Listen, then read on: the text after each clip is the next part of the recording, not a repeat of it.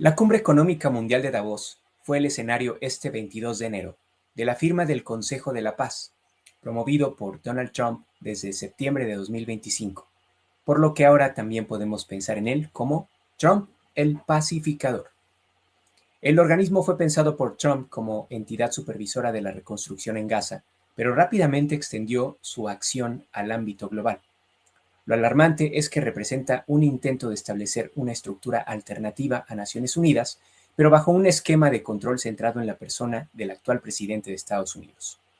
Por otro lado, el perfil del presidente no parece el más idóneo para dirigir una institución promotora de la paz. Tan solo el 18 de enero de 2026, Trump envió un mensaje al primer ministro noruego Jonas Gahr Støre, donde se quejó de que su país decidió no darle el Nobel de la Paz por haber detenido 8 guerras y más, y añadió que ya no se siente obligado a pensar puramente en la paz, aunque la paz seguirá siendo predominante, y que ahora puede pensar en lo que es bueno y apropiado para Estados Unidos. Alarmante, ¿cierto? Acompáñanos para saber cuál es la relación del conflicto palestino-israelí con el Consejo. Conoceremos sobre su estructura y la manera en que la organización está sujeta al control personal de Trump. Revisaremos también el perfil de los personajes que participan en ella, en especial en su junta ejecutiva. Finalmente, comentaremos sobre las respuestas que ha generado el lanzamiento del Consejo y qué representa para el sistema de Naciones Unidas. ¿Qué tiene que ver el conflicto palestino-israelí con el Consejo de Paz de Trump? En septiembre de 2025, Trump presentó su plan integral para terminar el conflicto en Gaza. Una serie de eventos como el ataque israelí contra militantes de Hamas en Doha, Qatar, que es aliado de Estados Unidos, entre el 2 y el 3 de octubre de 2025, reforzaron en Trump la idea de posicionarse como un negociador de la paz internacional. Ese plan alcanzó mayor trascendencia cuando fue incorporado como anexo en la resolución 2803 del Consejo de Seguridad, adoptada el 17 de noviembre de 2025. Esa resolución dio el impulso legal suficiente para dar vida al Consejo, pues le reconoció personalidad internacional. Hay que señalar que en la votación de la resolución, y esto es clave, China y Rusia se abstuvieron en vez de ejercer su veto. En conformidad, el Consejo está autorizado a lo siguiente en Gaza, el Consejo de la Paz de Trump. Número 1. Supervisar el alto al fuego. Número 2. Promover la gobernanza transitoria y reconstruir Gaza. Número 3. Apoyar la creación de un comité palestino tecnocrático, no político, compuesto por residentes calificados de la franja. En lo de no político hay un enorme sesgo. No se define qué es no político ni quién decide qué no lo es. Todo movimiento a favor del reconocimiento del Estado palestino quedaría descartado en la redacción de esta resolución. Además, la autoridad del Consejo permanece hasta que se complete el programa de reforma sin que se especifique una fecha precisa. También es crucial señalar que la Fuerza Internacional de Estabilización, que es una fuerza temporal de los estados participantes en el Consejo de Paz, bajo un mando unificado, implica que la organización tiene autoridad final sobre operaciones militares en la franja. Otro tema grave es que el plan integral para terminar el conflicto en Gaza de Trump fue anexado a la resolución, según el cual jamás queda excluido de toda tarea de gobierno. La ONU no impuso un mecanismo de revisión robusto. ¿Qué es lo básico que debemos saber del Consejo de la Paz que propone Trump? Que de hecho ya presentó Trump. Según la carta de la propia organización, que ya está disponible en Internet para su consulta, el Consejo, esto lo dice el artículo 1, es una organización que busca promover la estabilidad, restaurar la gobernanza confiable y legal y asegurar la paz duradera en áreas afectadas o amenazadas por conflicto. El Consejo de Paz deberá realizar esas funciones de paz de acuerdo con el derecho internacional. Subrayo esto, de acuerdo con el derecho internacional y en conformidad con lo aprobado en esta carta, incluyendo el desarrollo y promoción de las mejores prácticas que puedan ser aplicadas por todas las naciones y comunidades que busquen la paz. Cierro la cita. La personalidad legal internacional del Consejo está plasmada en el artículo 6 de esta carta. Además, hay dos tipos de membresía, y en esto suele haber desinformación por varios medios. Es importante aclararlo. Hay dos tipos de membresía: los miembros regulares, que no pagan contribución, pero permanecen en la organización por un plazo de 3 años, y los permanentes, que deben pagar $1,000 millones en efectivo el primer año. El preámbulo de la Carta del Consejo es muy revelador, pues justifica su distanciamiento de instituciones internacionales existentes, la ONU, por supuesto. Habla de criterio pragmático, soluciones de sentido común, empoderamiento de la gente, responsabilidad con su futuro, etc. Trump también ha declarado que la ONU tiene un gran potencial, pero que ha fallado en sus objetivos y que el trabajo conjunto con el Consejo puede ser algo único para el mundo, según reporta el Jewish Post and News en este año. Es pertinente señalar que el Consejo es un órgano de alto nivel, pues los representantes de los países deben ser los mismos jefes de Estado. ¿Y qué papel tiene Trump dentro del Consejo? Podemos definirlo como un autócrata. ¿Qué significa esto? La Real Academia de la Lengua define autócrata como persona que ejerce por sí sola la autoridad suprema en un Estado. Este concepto puede trasladarse a la estructura de gobierno de una institución. La forma más rápida y efectiva de apreciar de lo que hablamos es comparar las facultades de Trump como director del Consejo de la Paz con las facultades del secretario general de la ONU. Partimos del principio de que un director o un secretario general requieren evidentemente amplias facultades para cumplir sus funciones. Pero, ¿qué sucede cuando todo el poder de una organización se concentra en la persona que la dirige? Revisemos 6 aspectos clave de esta comparación que les estoy proponiendo. Número 1. Mandato y permanencia en el cargo. Trump es designado director inaugural en la Carta del Consejo, en su artículo 3.2a. Incluso satisface su ego colocando su propio nombre en la carta como la persona designada para ocupar ese cargo. El cargo es vitalicio y su sucesión es unilateral y determinada por él mismo. Lo repito para que quede claro. Su sucesión es unilateral y determinada por él mismo. Su remoción del cargo solo se daría por el voto unánime de la Junta Ejecutiva, a la cual nombró él también, según el artículo 3.3 de la propia Carta. En estas circunstancias, remover a Trump es prácticamente imposible. En la Carta del Consejo no hay mecanismo de rendición de cuentas al que se someta al director. Vamos ahora a la ONU. El secretario general de la ONU solo sirve 5 años, renovables por un segundo mandato. Su designación requiere recomendación del Consejo de Seguridad y aprobación de la Asamblea General. Es un proceso colectivo, no personal. Además, el secretario general de la ONU rinde cuentas ante la Asamblea General. Segundo aspecto a comparar: control absoluto de la membresía. Trump decide a quién invita y a quién expulsa. Esto lo establece el artículo 2.1, 2.2c y 2.3 de la Carta del Consejo, la Carta Fundadora.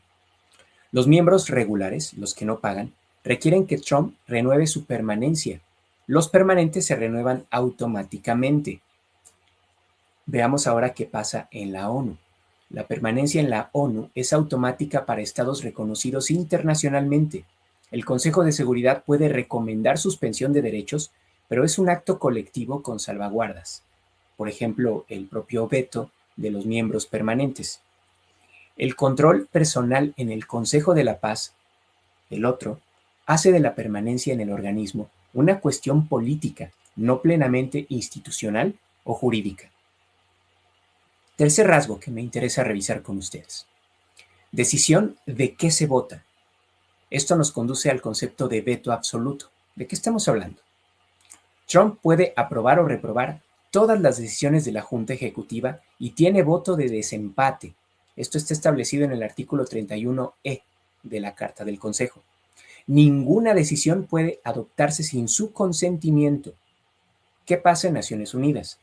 El secretario general de la ONU no controla la agenda de votación. Los Estados miembros pueden forzar votaciones en la Asamblea General.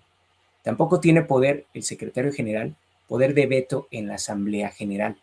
El veto en el Consejo de Seguridad lo pueden ejercer los 5 miembros permanentes. Aunque sea problemático, no es un veto concentrado en una sola persona. Cuarto rasgo, autoridad para crear y disolver estructuras. En el caso de Trump, dentro del Consejo es ilimitada, como lo establece el artículo 3.2.b. En contraste, en Naciones Unidas, el secretario general de la ONU propone estructuras administrativas, pero requiere la aprobación de la Asamblea General o el Consejo de Seguridad. Quinto rasgo, autoridad de interpretación final. Trump es, cito, la autoridad final en la interpretación y aplicación de la carta. Cierro la cita. Según el artículo 7, no existe mecanismo de apelación o revisión de sus interpretaciones. ¿Qué pasa en Naciones Unidas? El secretario general de la ONU interpreta estatutos, pero sus interpretaciones están sujetas a revisión por la Corte Internacional de Justicia y están limitadas por el derecho internacional. Sexto rasgo, último, adopción de resoluciones. Trump puede adoptar resoluciones u otras directivas, como indica el artículo 9, por su propia iniciativa. Estas son obligatorias para la institución. Esta es una autoridad ejecutiva similar a las que aplica en la presidencia de Estados Unidos. ¿Qué pasa en la ONU? El secretario general de la ONU no puede adoptar resoluciones unilateralmente. Carece de poder legislativo. Solo propone y ejecuta decisiones aprobadas por la Asamblea General o el Consejo de Seguridad. Respecto al manejo de fondos, una cuestión muy importante. La Junta Ejecutiva del Consejo de la Paz define los mecanismos de control. No hay auditorías externas independientes ni revisión por agencias externas. Trump puede aprobar todas las decisiones de presupuesto sin contrapesos. Imagínense nada más de lo que estamos hablando. De lo anterior se concluye que la posición del secretario general de la ONU es de oficial ejecutivo internacional bajo control colectivo de los Estados miembros. Trump es un autócrata institucional cuya autoridad proviene de la carta que él mismo redactó y en la que concentra poder legislativo, ejecutivo, interpretativo y de membresía, sin mecanismos que limiten su poder o de rendición de cuentas. Si el secretario general de la ONU fuera un gerente profesional responsable ante una junta directiva, digamos la Asamblea General, Trump sería un monarca vitalicio cuya autoridad es personal, indefinida e irremovible. Recordemos además cuánto le gusta a Trump gobernar con órdenes ejecutivas en Estados Unidos. ¿Y quiénes son los arquitectos del Consejo de Paz? Podemos anticipar que, si la estructura de la organización está viciada por su sesgo personalista en torno a Trump, termina de perder legitimidad ante el mundo por el perfil impresentable de quienes ocupan posiciones clave dentro de la misma, particularmente dentro de su junta ejecutiva. Vamos a ver uno por uno los perfiles más importantes. Jared Kushner, yerno de Trump. Desde ahí ya hay un conflicto de interés, ¿no? Yerno de Trump. Ha sido una figura central en anteriores negociaciones de paz en Medio Oriente. Fue el principal planificador del plan de reconstrucción de Gaza presentado en Davos el 22 de enero de 2026, el cual muestra una terrible falta de sensibilidad con su planificación de 180 rascacielos, 30,000 o más de 30,000 unidades de vivienda y complejos turísticos de lujo con diseño similar a ciudades del Golfo Pérsico como Doha y Dubái. Esto lo reporta CNN en 2026. Trump no ha abandonado la idea que planteó hace meses, que le generó muchísimas críticas. No ha abandonado la idea de hacer de Gaza una gran riviera. Después de todo, el presidente ha mezclado la geopolítica con su viejo olfato inmobiliario. Por ejemplo, ha hablado de Groenlandia como la más grande inversión inmobiliaria. Imagínense nada más. En esta visión, el derecho a existir de Palestina, de los refugiados y sus derechos simplemente se desvanecen en la nada. Otro perfil interesante, Marco Rubio, todos lo conocemos, secretario de Estado y asesor de Seguridad Nacional. Es miembro de la Junta Ejecutiva Fundadora. Su desempeño como secretario de Estado desde enero de 2025 se caracteriza por el enfoque llamado de diplomacia de dirección, que es la idea de que Estados Unidos debe dirigir la política en territorios y regímenes que Trump considera amenazas. Esto lo reporta el New York Times en este año. Se dice de él que carece de inhibiciones legales, sobre todo porque está bien informado de las zonas grises que permiten al presidente operar militarmente sin autorización del Congreso. Por cierto, si te interesa este tema, consulta nuestro video sobre los extraordinarios poderes de guerra del presidente Trump. Te dejo el enlace en la descripción. Revisemos otro perfil importante. Steve Witkoff, enviado especial de Trump para Medio Oriente. También es miembro de la Junta Ejecutiva Fundadora. Negoció el reciente cese al fuego en Gaza. Es un desarrollador inmobiliario neoyorquino sin experiencia diplomática formal. Sin embargo, supo presionar personalmente a Netanyahu para proceder con el cese al fuego, sin marcos institucionales de por medio, digamos. Otro perfil. Ari Lightstone es consejero experimentado de operaciones diarias, que es una oficina dentro del Consejo de Paz, que es órgano ejecutivo práctico de la institución. Específicamente, esta oficina coordina a oficiales del Consejo, a la Administración Palestina, fuerzas de seguridad y países regionales en el terreno para la toma de decisiones. Lightstone fue figura central en la celebración de los acuerdos de Abraham que normalizaron las relaciones entre Israel, Emiratos Árabes Unidos y Bahrein sin resolver el conflicto palestino. Lightstone ayudó a establecer la Gaza Humanitarian Foundation, la cual ha sido acusada de mala gestión. También ha conducido, a consecuencia de esto, a la muerte a numerosos palestinos, según reporta el Arab Center Washington, D.C. en 2026. Otro personaje destacado, Tony Blair, casi no necesita presentación, pero bueno, anterior primer ministro del Reino Unido de la Gran Bretaña. Apoyo incondicional de Bush hijo y de su mentirosa afirmación de la presencia de armas de destrucción masiva en Irak, que se usó de justificación para atacar a ese país en 2003. Se le ha convocado para dar una imagen de credibilidad multilateral, si es que la palabra credibilidad que usan algunas de las fuentes consultadas puede ser válida. Blair ha sido un defensor entusiasta de la normalización de relaciones entre Israel y los estados árabes de corte pragmático, es decir, con atención a la estabilidad comercial por encima de la soberanía palestina, por supuesto. Otro personaje, Josh Grunbaum, consejero experimentado de operaciones diarias, ese es su cargo. Su perfil está asociado con planes previos de la Riviera del Medio Oriente, lo que les dije de el plan de construir rascacielos, edificios y complejos turísticos en Gaza. Otro personaje, Mark Rowan, es el director ejecutivo de la Apollo Global Management. Esta es una firma muy importante en Estados Unidos. Es miembro de la Junta Ejecutiva Fundadora en el Consejo, responsable de movilización de capital. Lo interesante es que es un multimillonario financiero cuya presencia subraya la oportunidad de inversión privada que representa Gaza sin consideración alguna por la responsabilidad humanitaria. Otro perfil interesantísimo, Ajay Banga, presidente del Banco Mundial. Es miembro de la Junta Ejecutiva Fundadora. Representa al sector de desarrollo internacional multilateral. Probablemente se le incorporó para dar legitimación técnica al Consejo por su perfil experto de institución global que respetaría al Consejo. Su participación plantea serios problemas.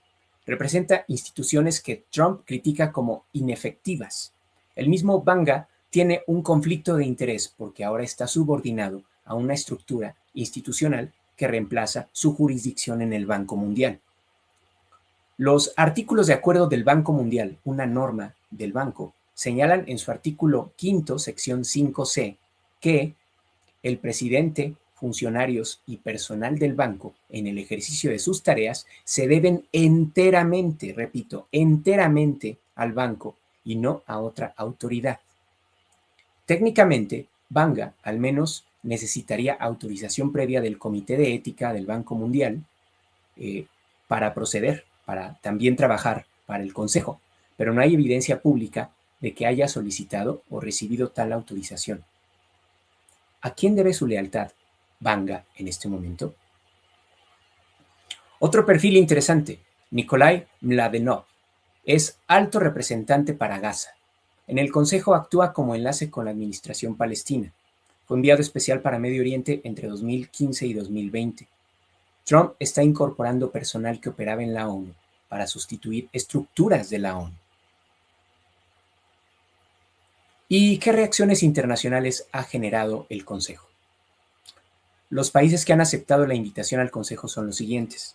Por regiones, en Medio Oriente está Israel, Emiratos Árabes Unidos, Arabia Saudita, Qatar, Turquía, Egipto, Jordania, Bahrein, Marruecos y Kuwait. En el Asia Central y Sudoriental podemos considerar a Bielorrusia, Kazajstán, Uzbekistán, Indonesia, Vietnam y Pakistán. En Europa Oriental y Balcanes está Hungría, Armenia, Azerbaiyán, Kosovo, Albania y Bulgaria.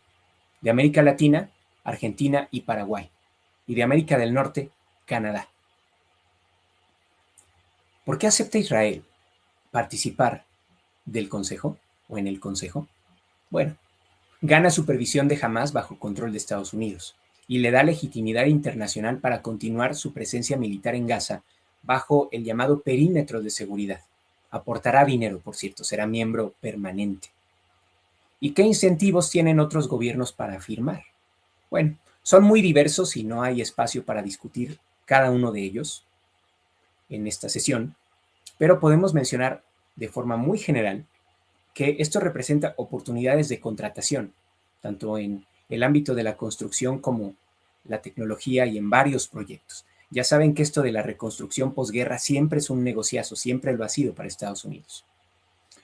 Otro tipo de incentivos para ciertos países, sobre todo los de la región, en Medio Oriente, intentan ganar voz en la reconfiguración futura de Gaza y de Medio Oriente. Esto porque los equilibrios de poder son muy delicados en esa región. Es un interés, por supuesto, de Turquía y de Egipto. Otra motivación, afinidad ideológica. Por ejemplo, Hungría, Belarus, el mismo Milei se alinean con Trump y esto les permite, por ejemplo, a veces tener acceso a préstamos. Otra motivación, proyección internacional para países pequeños. Y otra puede ser también el apoyo a una iniciativa en contra del terrorismo, que suelen ser también el caso de Argentina, Israel y Hungría. Pero los actores grandes, ¿qué dicen? China y Rusia han recibido invitación de Estados Unidos. Beijing confirmó la recepción de la invitación sin decir nada más, nada más. Y Moscú dijo que estaba estudiando los detalles y que esperaban contactar a la contraparte estadounidense para aclarar matices. Bueno, finalmente no están mostrando un gran entusiasmo. Ambos actores son cautos para no confrontar a Washington, por otro lado. Los dos tienen mucho que perder dando peso a una institución donde no tienen veto, a diferencia de su participación en el Consejo de Seguridad como miembros permanentes. En esta otra institución no tienen ese veto y todo lo controla Trump. La mayoría de los países de la Unión Europea, sobre todo Europa Occidental, expresaron reservas o rechazaron, lo cual es entendible en este momento por la crisis de Groenlandia. Imagínense nada más a Trump iniciando un proceso de paz a través del Consejo por el conflicto por la isla con Dinamarca, pues es monstruoso y ridículo, ¿no? Japón expresó que estaba revisando el asunto. Importa conocer también la respuesta de funcionarios de la ONU. El secretario general, Antonio Guterres, no ha dicho nada. Su silencio es notable, puesto que él suele ser muy crítico con iniciativas unilaterales estadounidenses, como lo reporta BBC en un artículo. El portavoz de la ONU, Farhan Haq, intentó deescalar tensiones al declarar que la ONU ha coexistido junto a numerosas organizaciones, sugiriendo que no necesariamente socava el sistema de Naciones Unidas. Esto lo declaró y lo reportó, lo declaró ante el New York Times. Ben Saul, relator especial de la ONU para Derechos Humanos, cuestionó el potencial del Consejo para traer paz duradera a Gaza con una visión muchísimo más crítica desde la perspectiva, obviamente, de los derechos humanos. En la trinchera académica tenemos a un académico israelí, bien por él, Eliab Bieblik, que tiene una postura crítica. Afirmó que la Carta del Consejo es un desafío a la ONU. Así, clarito.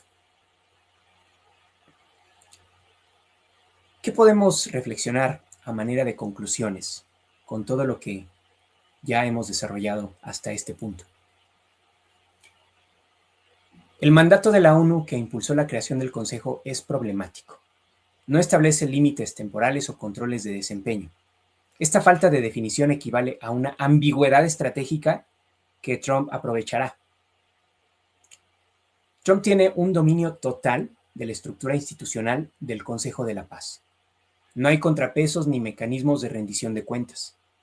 El director y los integrantes de la Junta Ejecutiva trabajan para normalizar las relaciones de Israel con los países de la región, negando cualquier tipo de reconocimiento a Palestina como Estado, y para hacer de Gaza una gran riviera.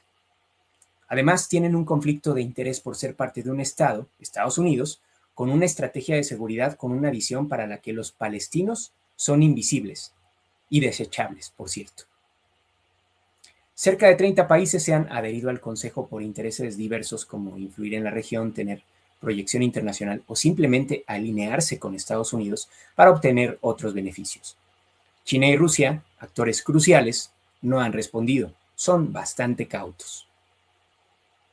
El Consejo de la Paz representa un desafío a la ONU porque es un proyecto que compite en el desempeño de sus funciones. Para ello, ha secuestrado el lenguaje del derecho internacional, ha logrado extraer del Consejo de Seguridad una resolución que le da personalidad jurídica y ha cooptado, ha atraído a algunos perfiles vinculados con organizaciones internacionales para brindarle un aire de legitimidad técnica. Trump busca extender el modelo de intervención del Consejo a otros conflictos internacionales una vez que finalice su trabajo en Gaza. Esto plantea serias interrogantes sobre el destino de las poblaciones que queden fuera del margen de interés de Washington. La promoción de la paz no puede tener como base el interés nacional o la geopolítica. Eso es absurdo. Hoy más que nunca resulta necesario supervisar con una perspectiva crítica el desempeño del Consejo en Gaza y apoyar al sistema de Naciones Unidas como la mejor opción disponible para conducir una promoción de la paz sustentada plenamente en el derecho internacional. La paz de Trump, el pacificador, no es paz, es necropolítica inmobiliaria. Si llegaste hasta aquí, podemos decir que hemos conectado con tu curiosidad e interés. Danos un like, activa la campanita de notificaciones, comparte y suscríbete al canal. También puedes apoyarnos en nuestra cuenta de PayPal. De esta forma tu apoyo nos llega de forma más íntegra. Tu apoyo es fundamental para que podamos seguir dedicándonos de tiempo completo para realizar contenido de calidad en español para ti. También es muy importante que nos sigas en redes para que siga creciendo esta maravillosa comunidad. Y recuerda, entender el poder cambia el contexto.